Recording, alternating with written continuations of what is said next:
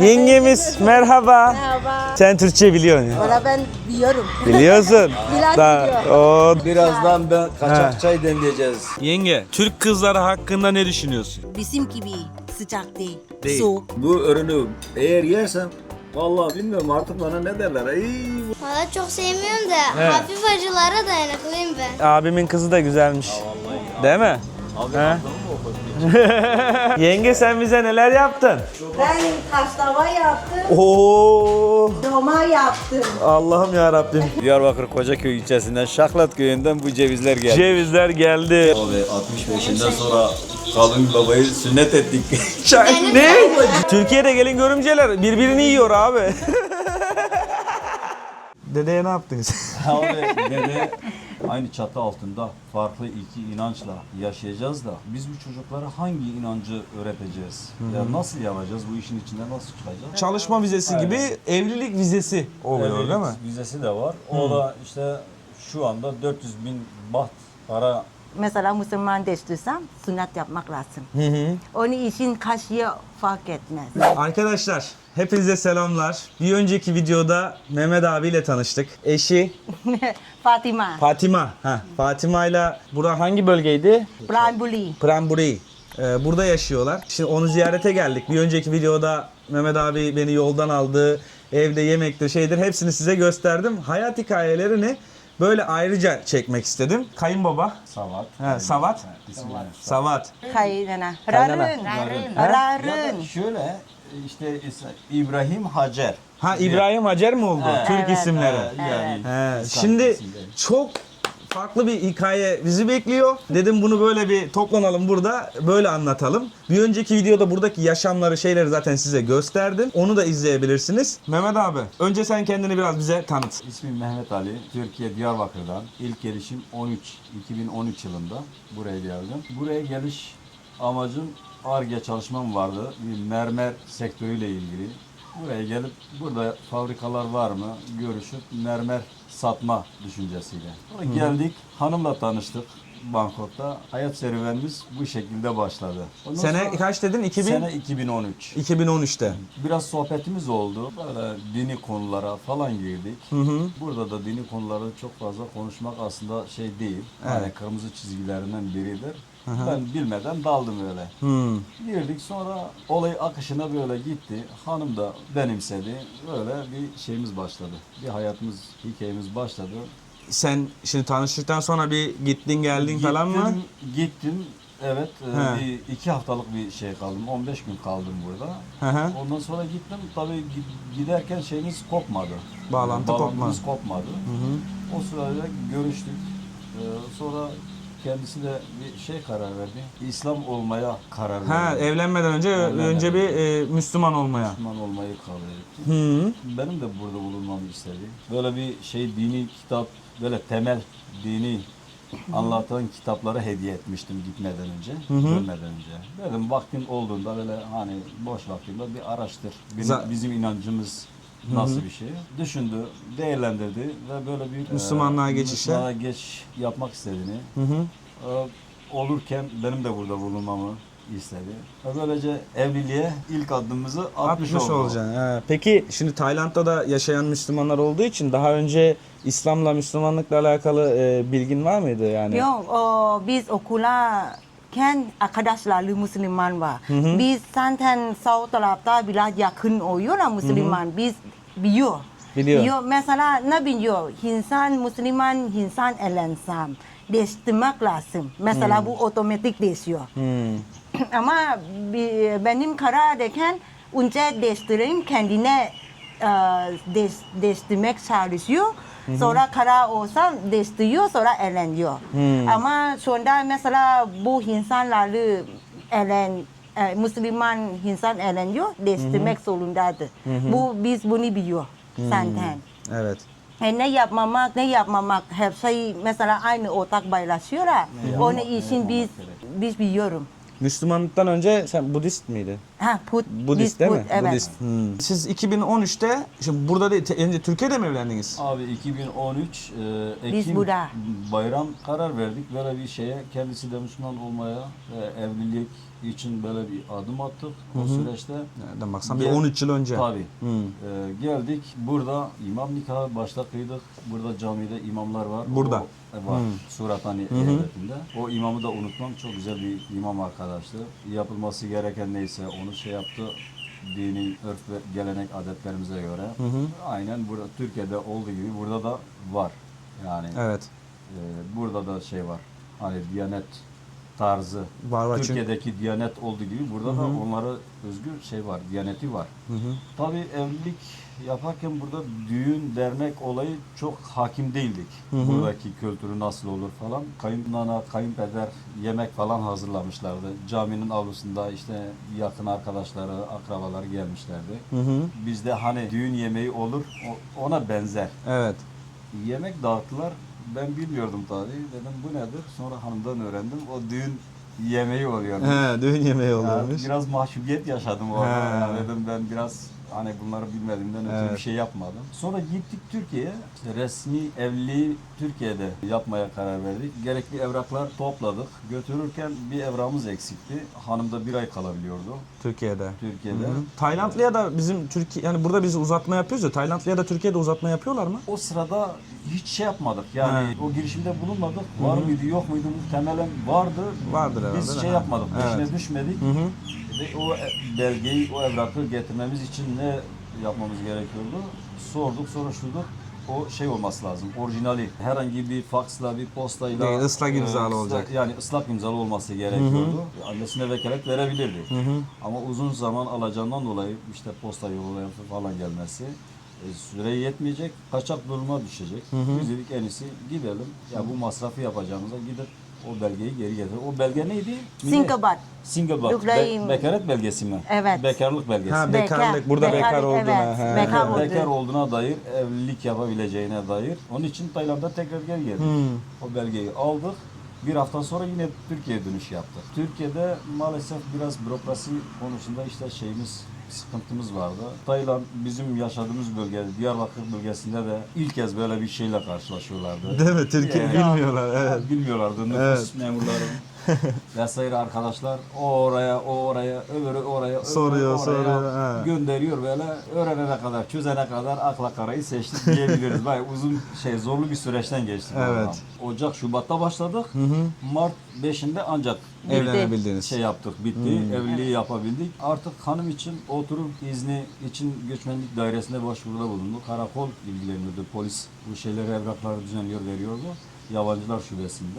İlk verdiler. İlkin 1 yıllık bir oturum izni verdiler. Evet. Bir yıl sonra bittikken 2 yıl veriyor. 2'yi veriyor. 2 yıl Yani 1 veriyor. yıldan sonra ikinci başvuruda 2 yıl bitti. Üçüncü artık vatandaşlık hakkı elde etmeye kazandı. O da çocuklar da artık oldu. He, 3. yıl mı çocuk oldu ilk? Çocuk yok. İlk yıl. İlk yıl. Yani İkranki 2015. 15 doğumlu Doğdu. çocuk. İkra. İkra. Ha, ikra. Çocuklar öbür videoda gösterdik, bu videoda da gösteririz birazdan. Ondan sonra İkra'nın doğumu sonrası artık vatandaşlık başvurusunda bulunduk bir de. 9-10 ay gibi bir süre zamanı aldı o herhalde. O süre zarfında zaten izni vardı. İşletme izni falan ama herhangi bir sıkıntı yaşamadık. Bu sırada nerede yaşıyorsunuz abi? Abi Diyarbakır ilinde, Türkiye Diyarbakır. Diyarbakır'da. Diyarbakır Kocaköy küçük bir ilçe. Hı hı. Ha, küçük bir ilçe. Kocaköy ilçesinde. Yengeyi Bangkok'tan aldın. Bangkok'tan aldık. Kuyuna kattı. Köye götürdüm. İnek görmeye. daha İnek önce görmeye, şeyden- valla kuzu bakmaya. He. Çok şey değişik. Çok şey değişik. Evet, Sıfırdan değişik. yani. Sıfır başlıyor. Yemek hiç yapmıyor, gidiyor onu her şey öğreniyor. Tay yemek yapamıyor, Türk yemek yapabilirim. Yenge şimdi biz var da bayağı sohbet muhabbet ettik. Şimdi yenge, Türkiye'ye ilk gittiğinde Türk yemeklerine alışırken ne yaptın sen? Yumurta. He? Yumurta, pirinç, yumurta, ketçap, tavuk, o kadar. O kadar. O kadar doyuyor. Bir de Çünkü- noodle mıydı? Noodle, Köye noodle mu evet. alıştırdınız abi? Ama noodle zaten o zaman gittikken yoktu. Noodle yeni geldik. Ben getiriyor, valet içinde kalıyor kutuyu orada. He. Evet. Ben tanıyorum. İlk hamileyken çok Tay yemek canım çekiyor. Canın çekiyor. Anne kutuyu yiyorlar. değil mi? Ha, aşağı Yolladık. diyorsun, ha. Yolladık. Biz gittik PTT almaya. Ne de- almaya? Abi Biz isim vermemiş. ilk Dedi. hamileyken ilk çocuğa gebelik döneminde Ha, malum aşer önce döndü. haşer dönemi Ha. oluyor bayanlarda. Canı hep böyle tay yiyecekleri çekiyor. Tamam. Türkiye'de istediği o aromayı, o istediği şeyi bulmuyor. Şeyi anlamadım. PTT mi? Bir şey de geldi. PTT. Anlamadım. Annesinden Posta. yiyecek istedi. Ha, buradan, Ha, buradan evet, Tayland'dan. burada posta gönderdik. Sonra Bayağı. bizim evinde yollamadık. Dedik ki burası al. He. Biz gittik box orada var. Diyarbakır'da. Bakıyoruz vermiyor. Dedim biz Tayland yili göndermek lazım. Ben dedim bir tane parça bana. Bir tane Annem de oyuncak gönderdik çocuğa. Dedi bir parça ve bir oyuncak ve bu hatırlamak için. İsim vermiyor. Uf gitti Tayland'a yine döndük. Ben de aç kaldı. aşk. Ha, yemeğe şeyleri vermediler size. Vermiyor, ha. vermiyor. Ha. Vermiyor. Annesinden yiyecek istedi. Burada annesi gibi işte istediği yemekleri falan paketledi. Bir de torunu için oyuncak koydu pakete. Abi paket kargoya verdi. Geldi PTT'ye, Diyarbakır şubesine. Vermediler ha yemeği. Abi Vermedik çağırdılar, yani. bir paketimiz var. Geldik paketi gidip alalım. İyi sevindik dedik. Hadi gel dünyaya. Gittik. Oradaki postacı işte PTT'de çalışan memur arkadaşlar abi şey yapamayız, veremeyiz. Sebep içinde gıda var. yiyecek Gıda, var. evet, gıda sıkıntı. Gömrükte abi sıkıntı. Gümrük bunu şey yapmıyor. Kabul Evet. etmiyor. Ya abicim Diyarbakır'a kadar ki gelmiş. Gelmiş. Zaten gömrükten geçmiş Değil, ya. versene Ya değil mi ver yemeğimizi? abicim, Ne dedi? ya ne Kuzum gömrüğü? önünde o değil. Gözün önünde. Hiçbir şey Paket- Bir alamadı. de bakıyorsun alamıyorsun. Ha. Paketler gözü önünde paket gelmiş ama alamıyor. Teslim alamıyoruz. Vermiyorlar. Nasıl yapacağız? Abi geri gidecek. Abicim zaten gümrükten geçmemiş mi? Gümrük zaten Diyarbakır'da o zaman o dönemde yoktu. Sonradan geldiğini biliyoruz. Sonra o şeyden paketten noodle gel- noodle alıyordun. Öyle Ya, noodle, köye yelama- noodle alıştırdın ha. Yok yelamadık zaten. Onu geçti. Sonra onu geçti. He. Ama bu kuyu alıştırken ilk defa geldi. Hı hı. İlk defa Türkiye gelirken ben kendine getirdim. Türkiye'ye So- gelirken evet. birkaç şey getirmiş. Getirdi. Ha noodle'ı getirdim falan. sonra kuyruğu merak ettim. Bu nerede? Bu nerede? Yaptık kimse yemedi. Kimse yemedi. Hem de dedi ki bu nerede? Bu nerede? Sonra günler geçti artık da yiyor. Yemeye başladılar Yemeye köylüler. başladı, evet. Şimdi burada şuna değinmek istiyorum. Arkadaşlar bunu size başka videolarda da söyleyen olmuştur. Ben defalarca söyledim. Tayland'ın acısı çok farklı bir acı. Sen ister Adanalı ol, ister Urfalı ol. Kardeşim biz acıyı yeriz de. Ama bir Tayland'a gel. Bir buranın acısını bir ye. Ondan sonra acının ne olduğunu anlarsın.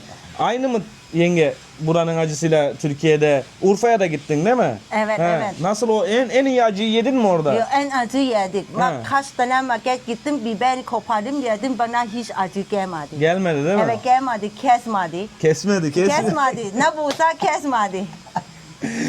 Abi Dedi ki seçiyor dedi bu yemek yapabilir mi? Bu acı gelmiyor. Bu acı gelmiyor. Tatlı gibi geliyor. buradaki abi sanki abi o papaya salat neydi? Sonkam mıydı? Sonkam papaya salat. Somtam papaya salat. Abi biberi vallahi suyanire çeviriyorlar burada var ya bak atom bombası gibi oluyor. Hani bir kere Tayland'a gelip bilmeden yediğinizde o acının ağzınızda hissedersiniz ne olduğunu yani. Onu biz denedik.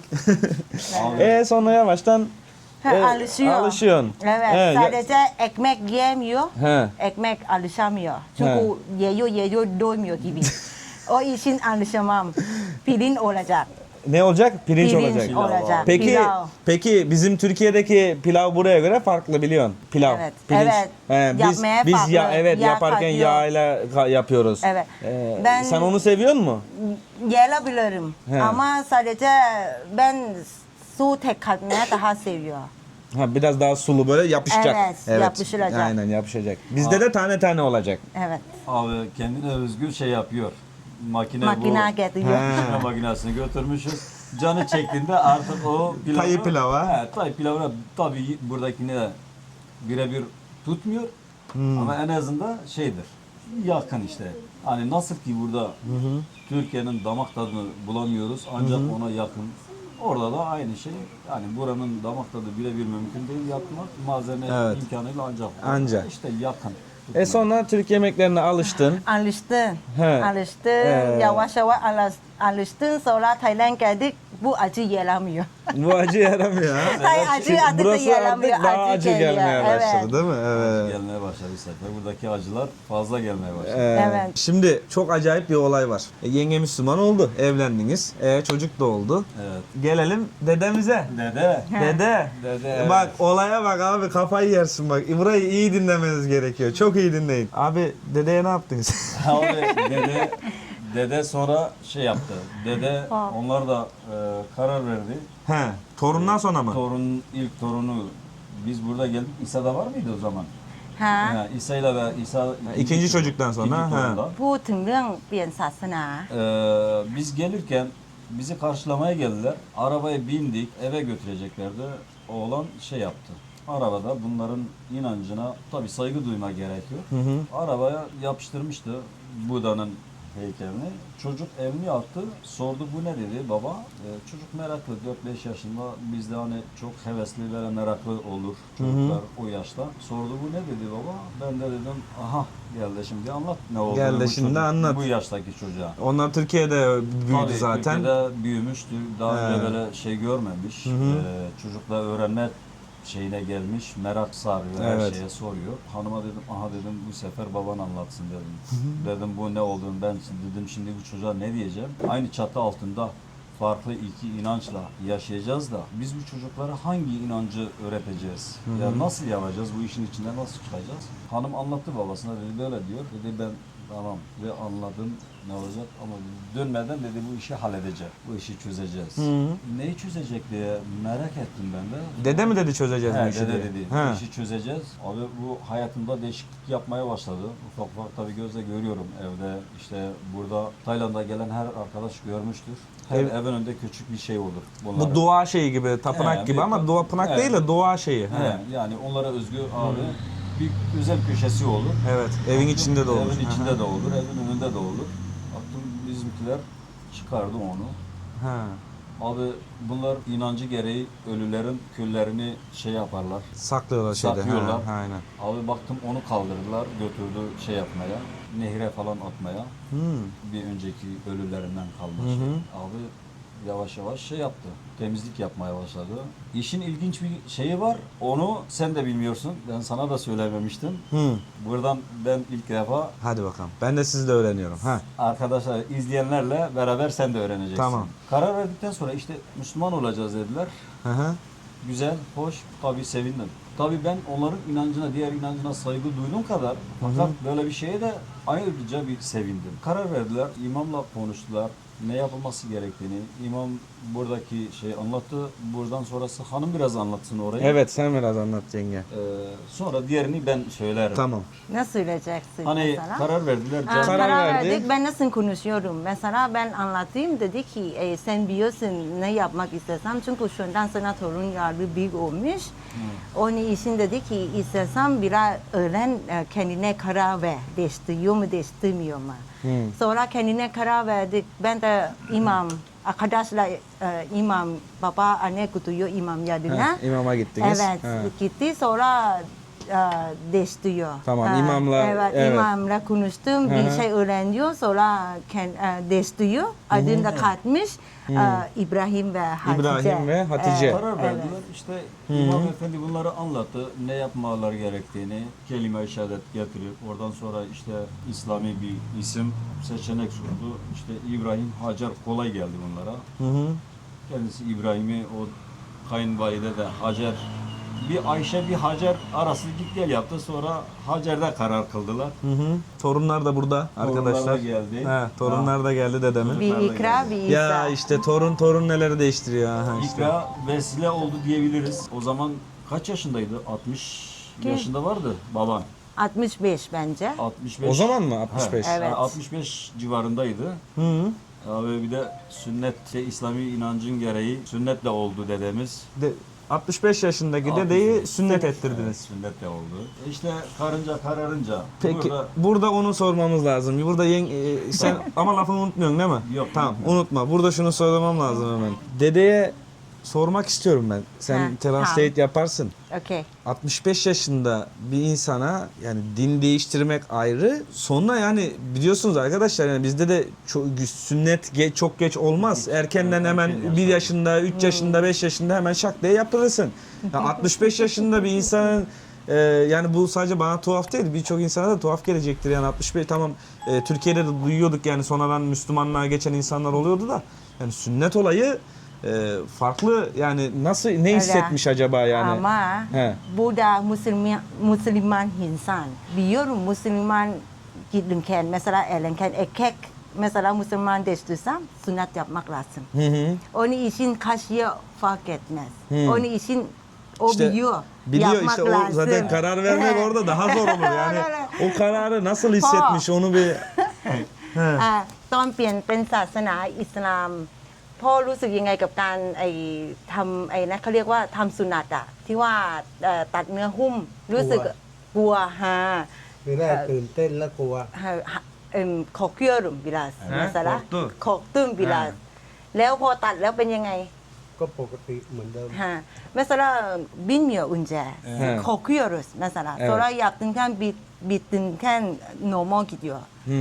normal. Belki o zaten... İlk başta korkmuş. Evet ama ben zaten torun iki koyduk dedi güzeldi. Torunkine bakmış. Ben de kendime yakışıklı Yakışıklı yaparım. güzel. Ama şundan normal. Evet. Şey mi? Memnun mu? โอเคไหม โอเคไหม มีความสุขไหม เหมือนเดิม เปลี่ยน ปก สถา ติ นะ เหมือนเดิม ฮะเหมือนเดิม เหมือนเดิมnormal memnun Memnun. Memnun. เหมือนเดิม Vay dedem benim ya. everything เพราะไม่ได้คิด is จุดนั้น same แล้วไง ฮะ จุดที่ตัดนั้นลืมคิดไปแล้ว ฮะอุนุตมิสตา300,000 Unutmuş. Ha, gel. อุนุตมิสตา300,000 Ama kaynana da korkuyordu. Ya. O- ve Kayna... Ha dur onu söylememiz lazım abi. bir şaka Ha, ediyor zaten. Sen söyle. Kaynana niye korktu? แม่ตอนเปลี่ยนศาสนาทำไมถึงกลัว เพราะว่าอะไร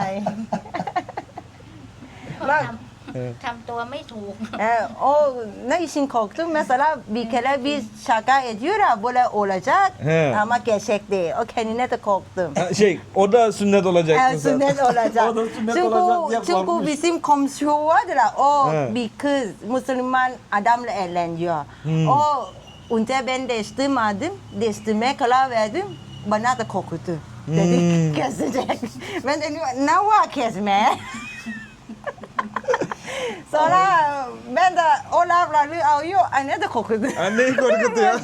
Kendine tek olmasın. Sonra tamamdır, o bir şey yok. O Bir şey işin de yok, biraz ha. memnun kaldı. Sendeyiz abi. Abi burada hani demin bir şey söylemiştim. Dedim ki ya Ben de yeni öğreneceğim. sen de yeni öğreneceksin izleyenlerle beraber. Tamam. Bunların aslında genetiğinde İslam kanı varmış abi. Dedenin. Dedenin. Dedenin babası İslam'mış. Bunu ben de çok sonradan öğrendim. Hanımla evlendikten birkaç yıl sonra. Babasıların vaktinde şeydir, anneleriyle evlenirken bu Müslüman tarafında işte bu Malezya tarafında Yala mı? Patani tarafında. Ben soruyorum şundan. Heh. พ่อ Onun babası พ่อของ Müslümanmış พ่อ aslında เป็น bilmiyorum. อิสลามใช่ไหมฮะมุสลิมานเดมาจากที่ไหนอะ ไม่รู้แต่รู้อยู่ว่าบุรีอยู่ท่าแรง ท่าแรง ต้นกำเนิดเข้ามาจากไหนไม่รู้ เหมือนมาจากฝ่ายมาเลเซียหรือปัตตานีมันก็ต้องใกล้ๆตรงนั้นใช่ไหม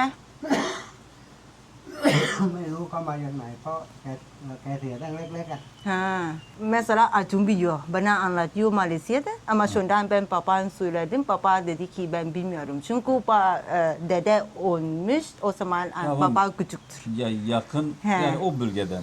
O bölgeden. Ya zaten Tayland'ın Ha, o güneyi, taraftan güneyi zaten. zaten aşağıya kadar çok fazla Müslüman var. Yani oradan kökenli.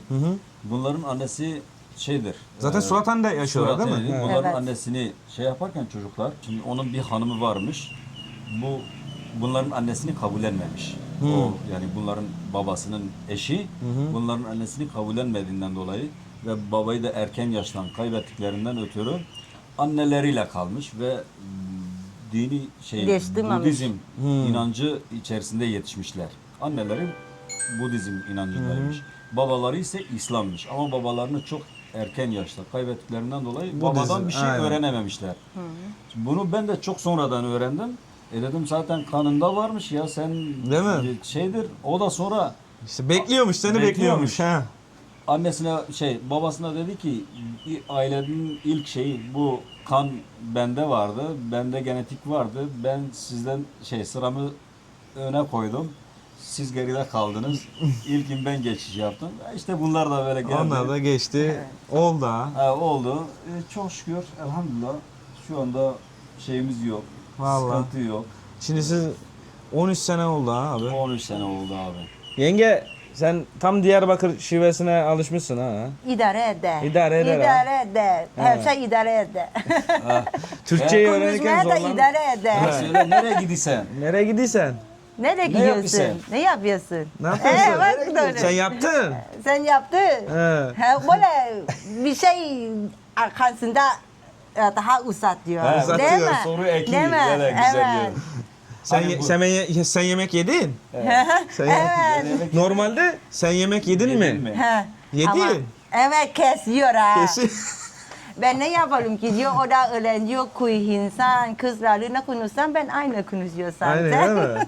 Abi İşte dedikodu. Evet. He. Yok yok o dedikodu yapmıyorum. Dedikodu yapmıyorsun. inek sağmayı öğrettik. He. Kazma çapa yapmayı öğrettik.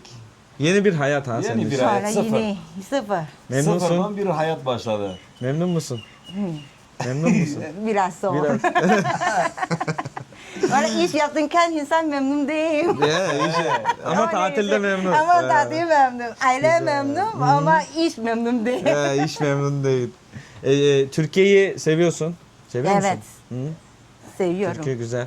Güzeldir. Yemekler Ama için de alıştın zaten. Alıştı ama bazen insan kendine memleket daha özlüyor sanki. Tabii özlüyorsun illaki. Değil mi? O da ikinci memlekettir. O da olur. Tayland benim ikinci memleketim Evet. ya. Evet. Onun için İkinci evim benim de. Abi bizim işte şu anda artık bizim de ikinci evimiz. Değil mi? evet. Burası. Yani ben tabii Diyarbakır'da yaşamımız devam ediyor. Türkiye'de yaşamımız devam ediyor. Buraya aile ziyareti amacıyla geliyoruz. Dönem dönem böyle arada sırada. Bu sefer de bana denk geldi. Bu sefer Mehmet de- abi ben yürüyorum arkadaşlar biliyorsun işte. Mehmet abi bana yazdı geliyoruz şuradayız hani şurada duracağız. Benim yolumun üstüne denk geliyor zaten burası da. İşte bir önceki videoda gördünüz zaten bir 50 kilometre kalmıştı buraya. Ondan abiler de geldi arabayla beni aldı. 1-2 gün burada vakit geçiriyoruz. Yarın beni geriye bırakacaklar. Ben yürüyüşe devam edeceğim. Aynen öyle. Valla hiç böyle bir şey beklemiyordum arkadaşlar. Yani Mehmet abiyle tanışınca da yani eşidir, dededir, nenedir. Valla çok güzel hissettim. Çok tuhaf hissettim yani ben de. Abi çok çok güzel Ha, şeyler var da. var. Ne senin vaktin yetecek buna. Çünkü vakit ayırırsan Evet. abi senin projen yarıda kalacak. Tabii. Evet, Projeyi evet. değiştirmen gerek. Valla. Yani Evet, uzun bir durumlar zaman böyle. alacak bu şey için. İkra, İsa. Gelin bakayım gelin. Gelin bakalım. Ha, gel. Gel bakayım. O, Sen söyle babaya. Kim babaya geliyor? Kim babaya geliyor? Ha. Ha, bu- Sen de bu anneye. annesi. Ha, anneciği. Bu annesi. Abi İkra ile İsa. Şimdi onlarda Tayca yok. Sıfır denecek kadar. Kaç yaşındaydı? Abi Ben 11, 10. Sen 10'sun. Ben 11'im. 11 misin? He, arada bir yaş var. İyi. Şimdi Türkiye'de büyüdükleri için Tayca yok. Yenge niye öğretmedin Tayca bunlara? Ama ben konuşuyorum dinlemiyor. Çünkü nerede ben tek konuşuyor, 100 insan Türkçe konuşuyor. He. Artık ben Tay konuşuyor hemen koşuyor. Hemen kaçıyor. Hemen kaçıyor o için ben dedim kahdur diyoruz. Zor çünkü Tayca Çok, değil mi? evet. Zor. Mesela bir evinde tek insan olsam anlıyor. Ama bu bizim köyde ev yakın. Hem çocukları da çok. Onun için ben konuşurken kendine çekiyor, utanıyor, sıkıntı var. Evet. Allah'ın izniyle öğrenecekler Tayca'yı da ya. İşte bizim şeyimiz bu seferki geliş amacımızın ve nedeni de budur. Çocuklar artık eğitim çağı biliyorsunuz bu yaş en pik dönemi. Çocukların en güzel kavradığı dönem bu yaşlarda. Şimdi Tayca olmadığı için biz bu sefer dedik çocuklar şey olsun, uzun bir süre kalsın. Uzun süre dediğimiz bir yıl kadar. Sonra tekrar Türkiye'ye dönüp eğitimlerine devam edecekler. Ama bir yılda burada eğitim alıp Bir Tayca yılda gelişsin. burada bir eğitim, bir lisan öğrensinler. Çünkü bunlar Hem Tay vatandaşı. hem Tay vatandaşı hem Türkiye vatandaşı. Birçok şeyleri, ayakları Türkiye'de olduğu gibi aynen burada da zorunluluk olan şeyler var. Tabii. Bunlar yarın öbür gün zor süreçle karşılaşmamaları adına bu lisanı öğrenmeleri Evet, şart. O şart. nedenle dedik bir sene kalsın, bir maruz kalsınlar, öğrensinler. Çünkü Türkiye'de abi sokağa çıksan Türkçe, okula gidiyorsun Türkçe, bütün arkadaş çevresi Evet. Türkçe konuşuyor veya işte köy yerinde Kürtçe konuşuyor yanında. Burada maruz Abi, kalırsa Annesi konuşuyor, abi sıkılıyor çocuk, takmıyor yani pek bir şey almıyor. Burada Evet. kalınca abi mecbur kalacaklar. Mecbur öğrenecekler. Çünkü Evet. kimse şey yok. Anneleri de biraz kızsın Türkçeyi bu arada. Ben de yavaş yavaş kesiyor. Valla çok Dışarı çok zorlanırsa ancak. konuşmuyoruz. Mesela hangisi tekrar olsa tanıyoruz. Biliyorum sadece cevap veremiyor. Aynı benim gibi. Ben de zaten Türkçe öğrenirken biliyorum ne demekti ama cevap konuşamıyor. veremiyor. Evet. Şimdi o konuyu değinelim. Tayland'da evlilik de yapsan, onu bunu da yapsan, arkadaşlar, aha çocuğun da olsa, Tayland arkadaşlar bakın halkını ve toprağını şeyini koruması için zaten bak bu iş yapanlar, o %50 ortaklıklar, şirketler, ev alamama, toprak arazi alamama, bak bunları boş ver. Bu evlensen de abi vatandaşlık olayı yani imkansıza yakın, yani çok zor yani. Çok zor Zor. yani vatandaş olma olayı. Ama evlilikle aynı emekli vizesi gibi değil mi abi? Doğru. Emekli vizesi gibi, çalışma vizesi Aynen. gibi evlilik vizesi oluyor Evlilik değil mi? vizesi de var. O da işte şu anda 400.000 baht para göstereceksin. Hesapta bankada. göstereceksin, Hesapta göstereceksin. Veya aylık 40.000 baht gibi bir Gelir. maaşın varsa işte onu göstereceksin. O şekilde şey yapabiliyorsun. Onu da yıllık mı veriyorlar abi, abi evlilik aynen vizesini? yıllık. Her yıl yenilemeye Her gidiyorsun yıl, değil mi? Her yıl yenilemeye gidiyorsun abi. Bunu başka evli abiden de duymuştum. 16 yıldır evli. Her yıl vize yeni, bak 16 yıldır, sen de 13 yıldır evlisin. Her yıl vize yenilemeye gidiyorlardı yani. Yani abi burada maalesef Burada öyle. öyle vatandaşlık. Vallahi Türkiye'de biz Abi şey gibi yani böyle vermişiz biz abi. Böyle vermişiz. Abi hiçbir şey yoktu yani Yani- süreci doldurdun tamam. Abi süreci doldurmasan bile paran varsa yani yasal yok, yasal süreç, Evet. bir yasal süreci var. Taykatı şey falan yapıldı ama yok şey, bu evlilikte diyoruz yani abi. burada da yapılmasına rağmen abi, o süreci, tahkikatı, şeyi, her şeyi yapıyorlar zaten ama yine de abi imkansız gibi bir şey. Evet, imkansız gibi Yani bir şey. Yani. vatandaşlık olayı çok zor. Varıp da Tayca mı öğreneceksin, öğrensen ne Ya kadar abi. olacak, o su bu su. Abi burada Gel yaşa işte ya, gel o yaşa. oturumun olsun ha, Bak- kimse sana bir şey demez. ya, oturumun varsa abi rahat yaşarsın. Aynen. Yani iş yapmayı Ama yine o oturumu şey aldığında yine sana çalışma gibi şeyleri de sunuyor değil mi? Evlilik vizesi oturumunu evlilik vizesi aldığında. o biraz daha esnek oluyor abi. He. Yani çalışma izni falan çünkü aile şeyinden ötürü aile bağından dolayı biraz daha esnek davranıyorlar. Abi şu arada ben tabii burada çalışmıyorum.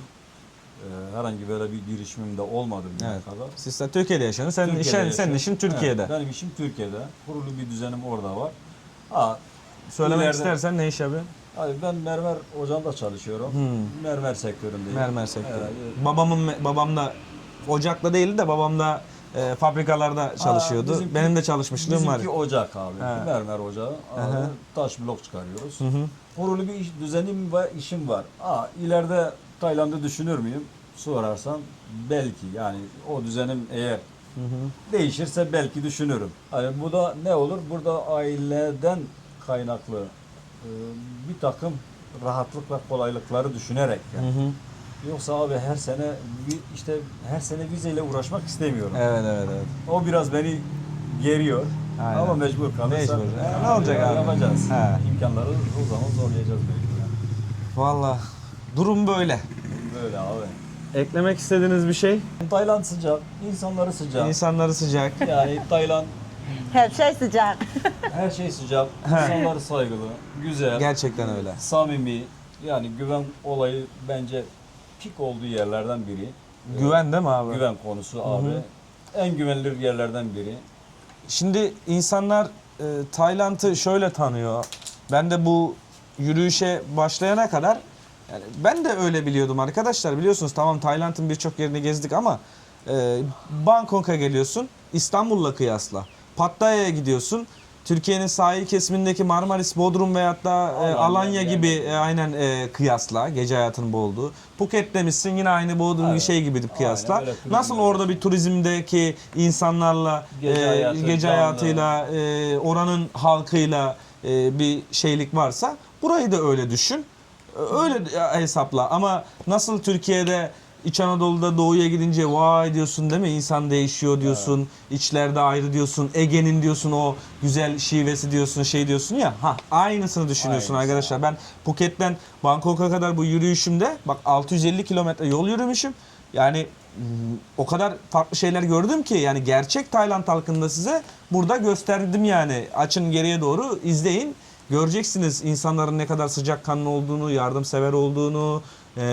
Çoğu insan zaten mesaj atıyor Taylandlıları böyle bilmezdik diye. Yani ben de buna vesile olup gösterdiğim için gerçekten hem seviniyorum hem kendini de daha iyi anlamış oldum sevdiğim ülkeyi. Çünkü ben senelerdir buradayım yani toplamda Tayland'da kalış süren benim gittili geldili 17 defa geldim yani 2 seneden fazla kalmışımdır Tayland'da gitti geldi yani 3 ay, 2 ay, 3 ay, 2 ay diye.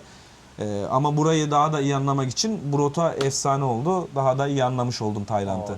Yani Tayland sadece Pattaya ve Phuket'ten Değil. anlatılan Bangkok, videolardan Bangkok değil. ibaret değil abi. Değil abi değil. Bambaşka, Bambaşka. çok güzel bir yer. Çok güzel. Yani o gördüğüm köyler, o yeşillikler. Anam ya ne kadar güzel yerler gördüm ya var ya. Sanki cennet yürüyordum böyle etrafta ya. Kuş sesi. Aha videoyu izlerken hep dikkat ettiniz değil mi? Kuş sesleri nasıl geliyor? Abi hep böyle aha sahile yakın bir yerdesin yani. Efsane ya. Abi efsane. Efsane bir yer. Havamız hep sıcak. Hava sıcak abi. İnsanlar sıcak. En güzeli abi. Yani anlatılmak kelimeler yetmez abi anlatmaya. Kelimeler yetmiyor. Ben seçeyim. Ancak yaşayacaksın. Yaşayacağım. Yaşayarak anlayacaksın ve göreceksin. Yaşarken de abi sadece Pattaya ve Phuket'ten değil. Değil. Sen de. Böyle yerel halkın olduğu bölgelerden yaşayarak o zaman ne demek istediğimizi anlayacaksınız. Anlayacaksınız. Aynen öyle. Bambaşka insanlık, bambaşka bir dünya, bambaşka bir sevgi, saygı, huzur. Değil mi? Yani şey yok. Sıkmıyorlar canlarını biz gibi ya. Yok Takmıyorlar abi. kafaya abi ya. Abi cennet. Stres babacım stres değil. Vallahi bizde öyle ya. Bak gerçekten burada abi. Abi Stres yok. pik nokta bizde. Bizde değil mi? Bizde abi. Pik nokta abi. Burada abi stres kalmıyor. Bir şey yok. Ya baksana bizde olsa dedeyi bu kadar oturtu. Şey derdi yani bizde olsa. Baksana dedem oraya oturdu. Sesi çıkmıyor. Nenem oradan dinliyor. Yani daha ne olsun ya. Valla. Evet durumumuz öyle. Var mı yenge söylemek istediğin bir şey Türkiye'ye? Hı? Yok. Diyarbakır'a selamlar ha. Aleykümselam. Sen selam söyle. Diyarbakır'a selamlar. Ha, bunlar tam Diyarbakırlı zaten. Diyarbakırlı. Fırlama. Bakma Bunlar sen fırlama. böyle biraz ilk kez görüyorlar. Biraz Selamlar, çekiniyorlar. söyle. Bunlar tam zapt etmek kolay değil. Bunlar tam eşkıya ya. tam eşkıya Diyarbakırlı ha. Türkiye'yi özlemedin mi? Yok. Sen burayı mı seviyorsun? Hadi ya. Diyarbakır'ı sattık bir dakikada. Sattı da. Diyarbakır bitti. Ha. Dedem. Kapına kap ha. Kapın kap. Kapın kap. Arkadaşlar buraya kadar izlediğiniz için teşekkür ediyorum. Gerçekten farklı bir hayat hikayesini ve farklı bir kültürü böyle size yansıtmak istedim. Zaten Tayland'ı her türlü gösteriyorum size. Her videoda farklı yürüyerek görüyoruz. O videolarımı da izlemeyi unutmayın. Yani bu videoyu da buraya kadar izlediyseniz zaten kesinlikle beğeneceğinizi, yorum yapacağınıza eminim. Değerli yorumlarınızı bekliyoruz. Okuyacağız hepsini. Kendinize iyi bakın diyorum. Başka videolarda yine görüşmek üzere. Yürüyüşe devam edeceğiz. Bu bir ara video oldu arkadaşlar. Yine yarın yürüyüşe devam. Kendinize iyi bakın. Tayland'dan sevgiler, selamlar arkadaşlar. Selamlar.